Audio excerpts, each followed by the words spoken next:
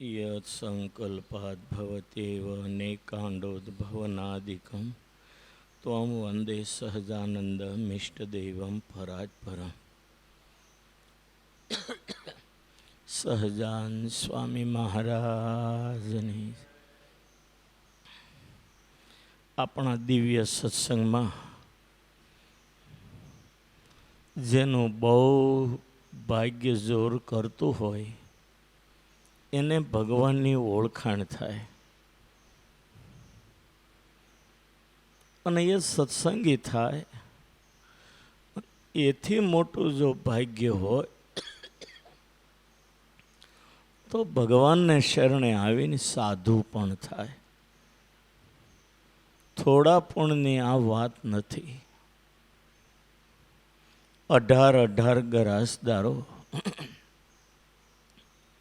સાધુ થઈને જેતલપુર પહોંચી ગયા. ખેપીઓ કાગળ લઈ મેથાણ ગામે ગયો. મેથાણના અજા પટેલ હતા. અજા પટેલ સત્સંગમાં બહુ મોટેરા કહેવાતા. એનું પણ કાગળમાં નામ હતું. પણ અજા પટેલ તો ભાણેજના લગ્નમાં હતા. કડુના કલ્યાણદાસ એનું લગ્ન હતું. મામા અજા પટેલ લગ્નમાં હતા. કલ્યાણદાસનું નામ કાગળમાં નહોતું, અજા પટેલનું નામ હતું. ખેપીઓ આવે તો માંડવામાં લગ્ન વિધિ ચાલતો હતો. કલ્યાણદાસ અજા પટેલનો ભાણેજ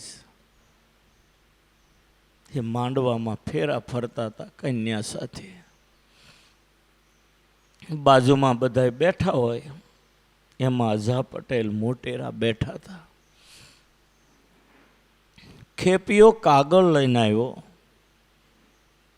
જેમાં અજા પટેલનું નામ, કલ્યાણદાસનું નામ તો ભાણિયો પરણતો હતો ને માંડવામાં એનું નામ નહોતું. એટલે ખેપીઓ આવ્યો એટલે અજા પટેલે કહ્યું કે શું મહારાજના સમાચાર? તો કાગળ લઈને આવ્યો છું, વાંચ કે છે. કાગળ વાંચે અને કલ્યાણદાસને ફેરા ફરવાનું કામ ચાલુ હતું. ત્રીજો ફેરો ચાલુ હતો અને જે બાજુ આ બધા મોટેરા બેઠા હતા એ બાજુ ફેરા ફરતા ફરતા કલ્યાણદાસ આવ્યા. ત્યાં અજા પટેલની સામે, એના મામાની સામે ઓલો ખેપીઓ કાગળ વાંચે. કલ્યાણદાસે કાન રાખ્યો બરાબર, મહારાજના કંઈક સમાચાર લાગે છે.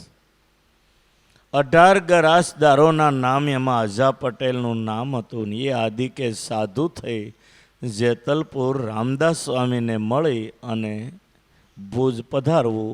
આવો કાગળ ફેરા ફરતા ફરતા કડુના કલ્યાણદાસે સાંભળ્યો. એક ફેરો બાકી હતો અને કલ્યાણદાસે તરત નિર્ણય લઈ લીધો કે 18ના નામ લખીને 19ને ના ક્યાં પાડીશ?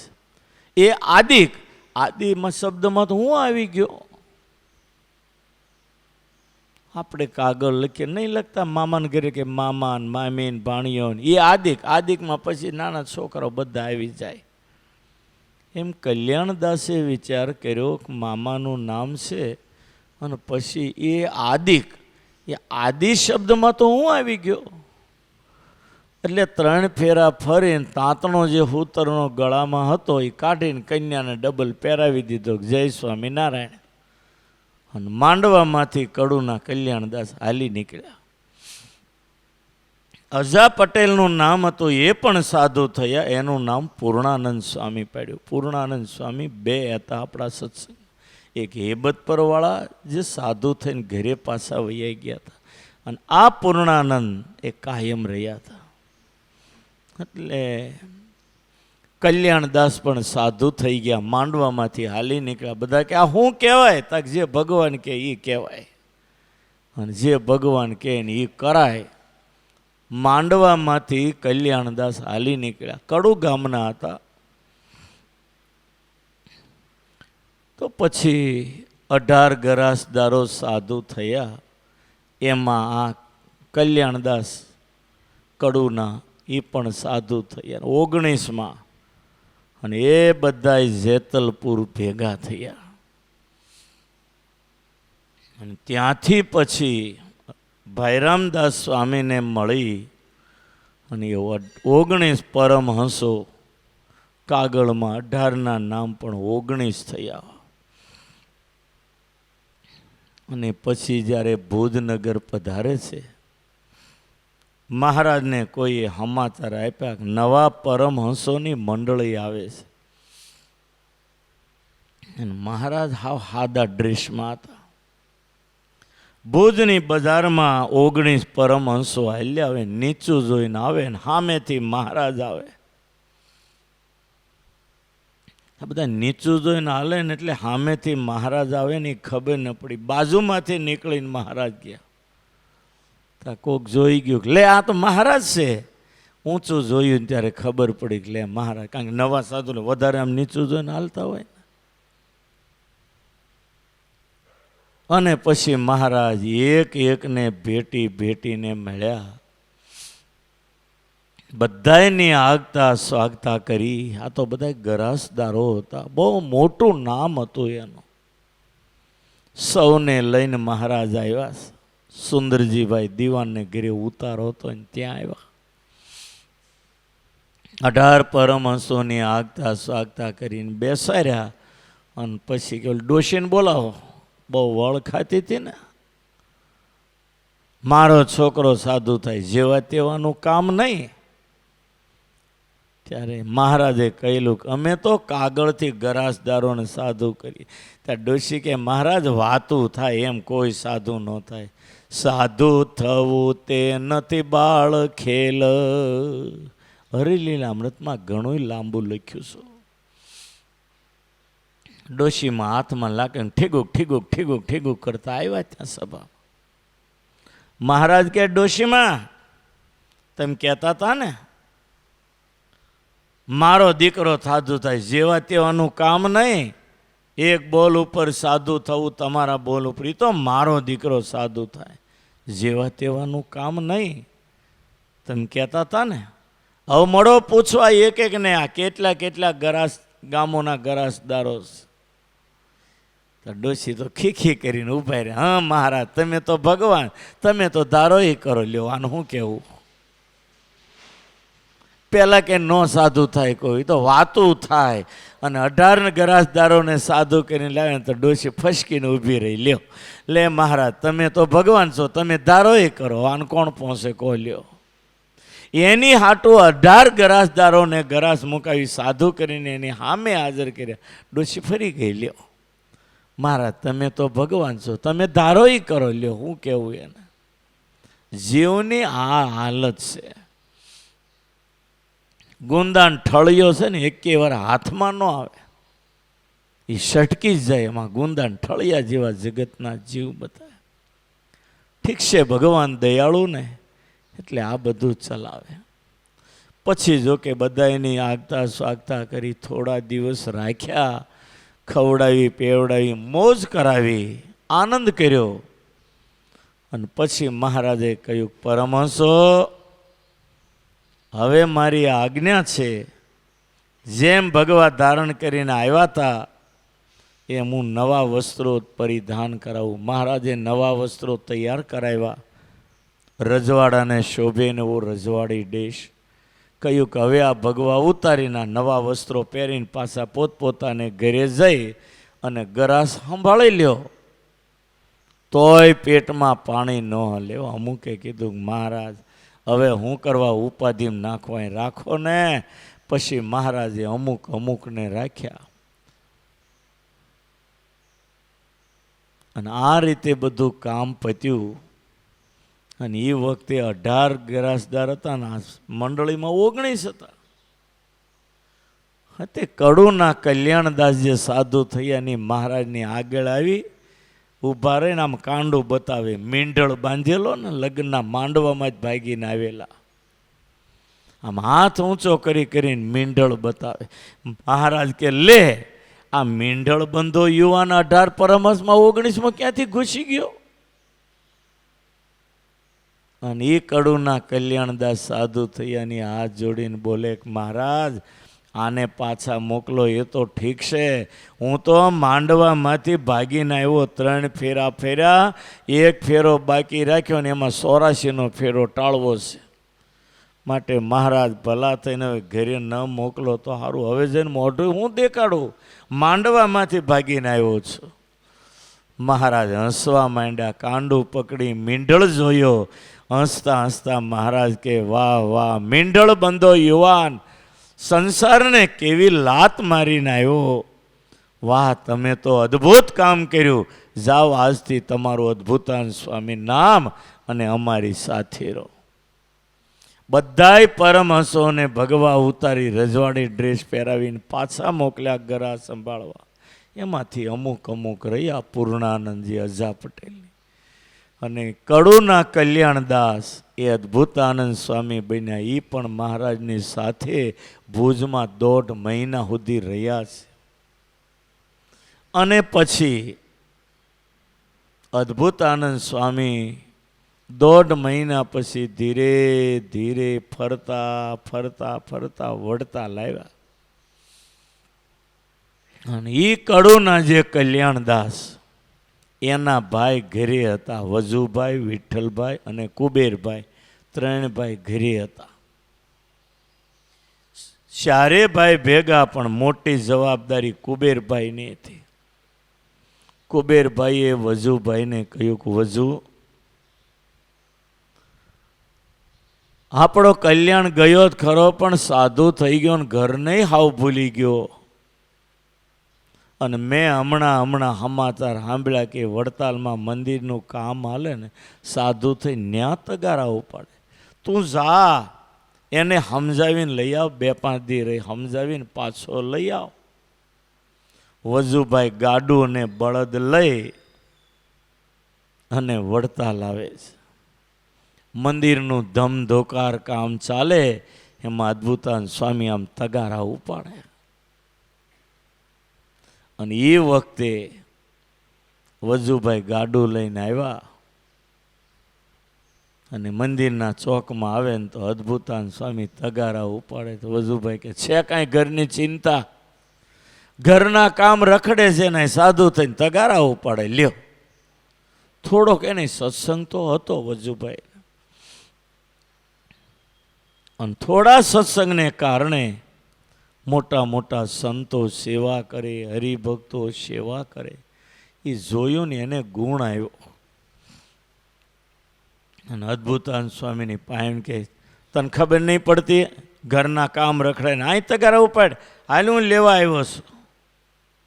અદ્ભુતાનંદ સ્વામી કે આ વળી થોર અહીંયા ક્યાંથી આવ્યું? અદ્ભુતાનંદ સ્વામી વજુભાઈ કે હાલ ધર્મશાળામાં.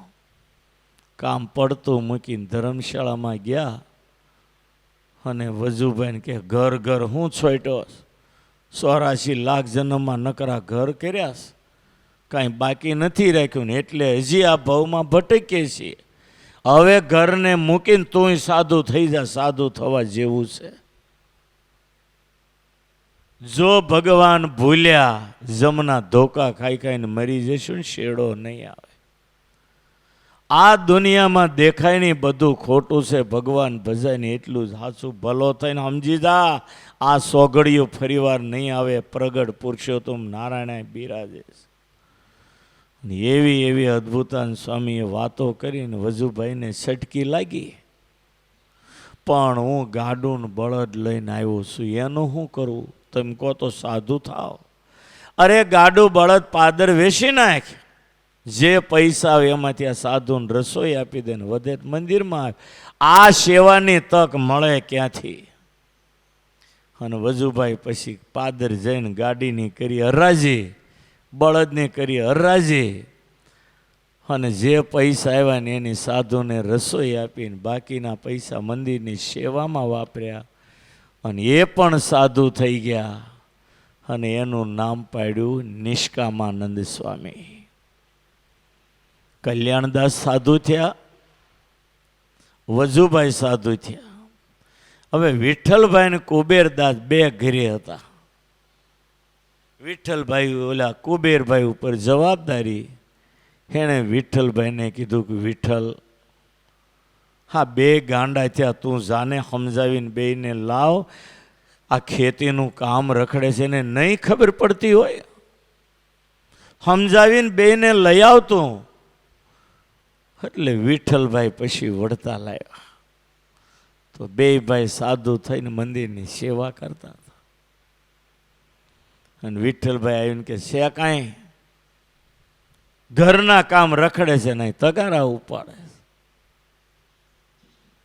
કુબેરભાઈ રાહ જોયે, તમે પાછા સમાચારે મોકલતા નથી, સાધુ થઈ ગયા છે. અદભુતાન છે કે વળિયા બીજું થોર આવ્યું, હગાનું એ છે ને થોર જેવું કહેવાય.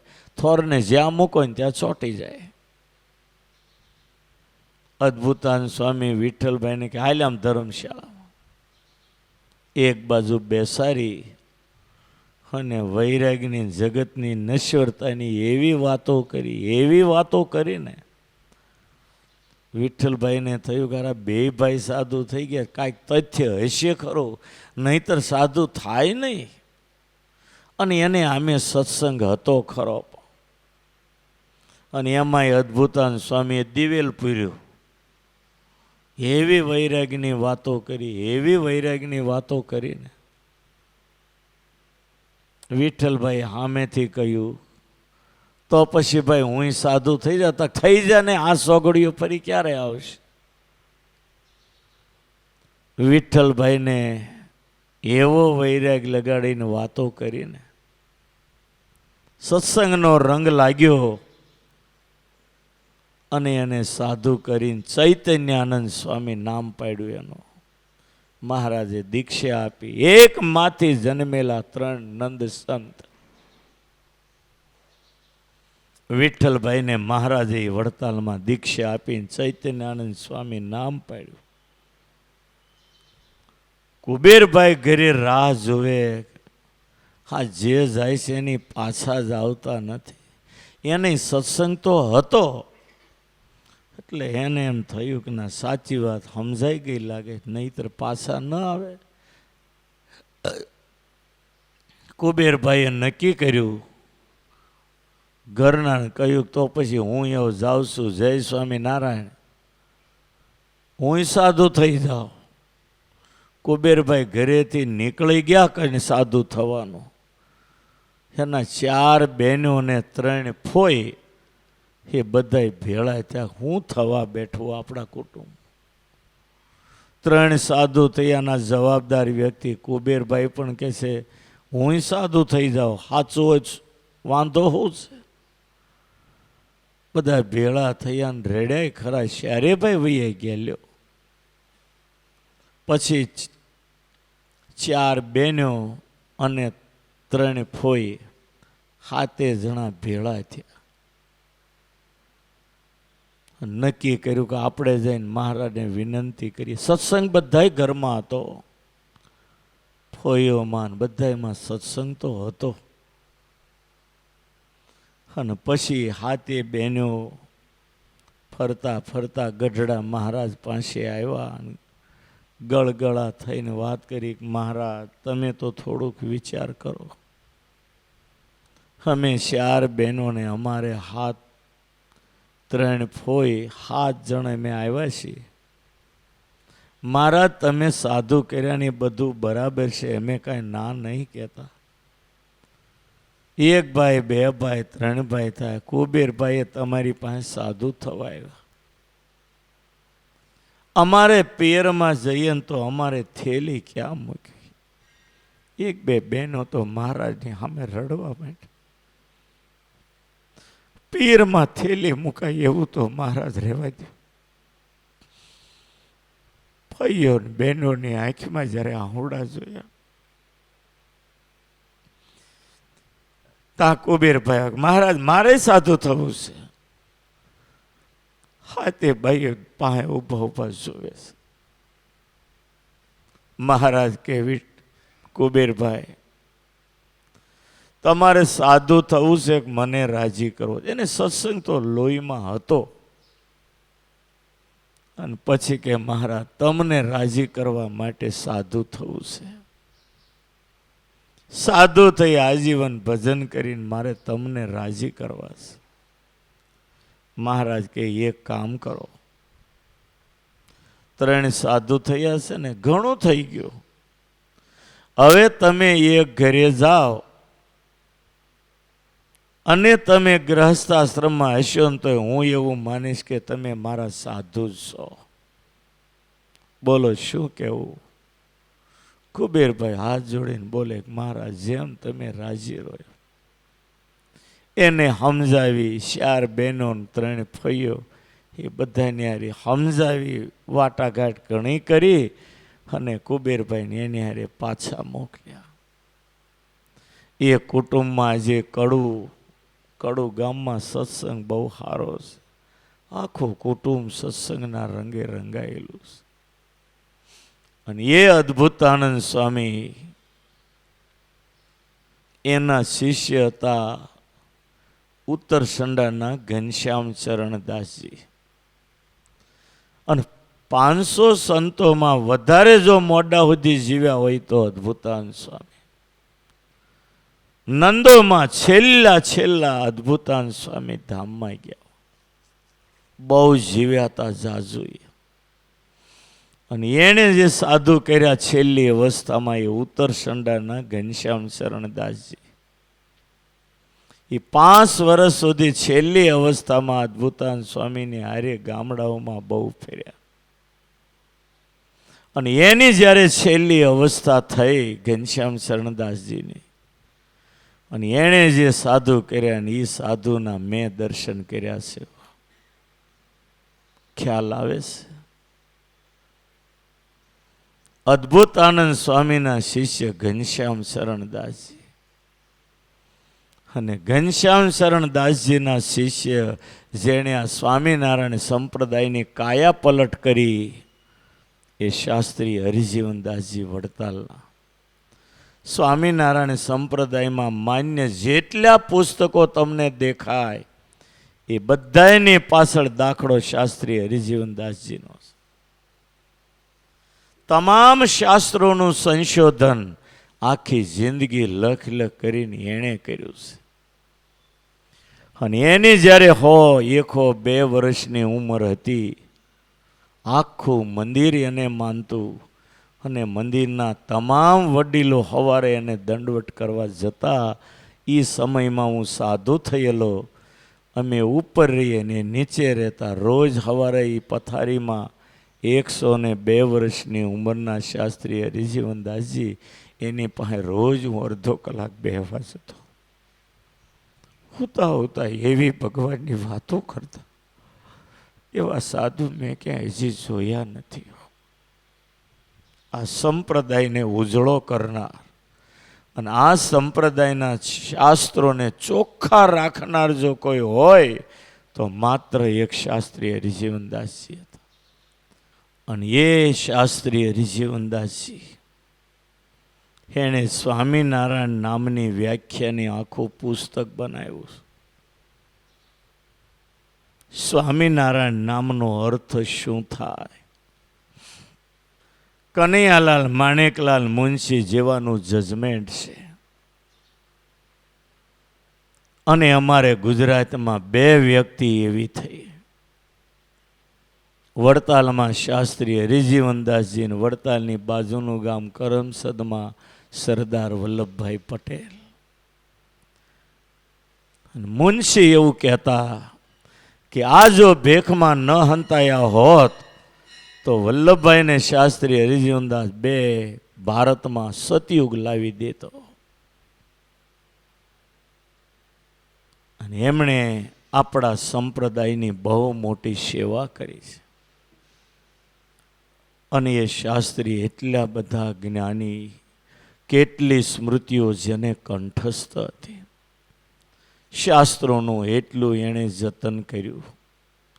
એના પુસ્તક જો સમજાય ને તો વાંચતા વાંચતા માણસ નીચે ન મૂકે. ભગવાન આવા સંતો દ્વારા સંપ્રદાયની રક્ષા કરતા હોય છે. સ્વામિનારાયણ ભગવાને સુંદરજીભાઈ દિવાનની માને કહી દીધું કે લ્યો પૂછવાને કેટલા ગરાસદાર. ડોશી પૂછવા નથી રહ્યા, મોટા મોટા ગરાસદારો સાધુ થઈ ગયા હતા. મહારાજે સમજાવીને પાછા મોકલ્યા અને ડોશી માને જે અહંકાર હતો ને એ ઉતરી ગયો. એના આત્માનું પણ ન બગડે એનું મહારાજે બહુ ધ્યાન રાખ્યું. અને ડોશીમાને થયું કે નહીં, મહારાજ કહેશે નહીં બરાબર. મારો અહંકાર મહારાજે દૂર કર્યો અને પછી ડોશીમાને પણ સાચી વાત સમજાઈ ગઈ. સહજાન સ્વામી મહારાજની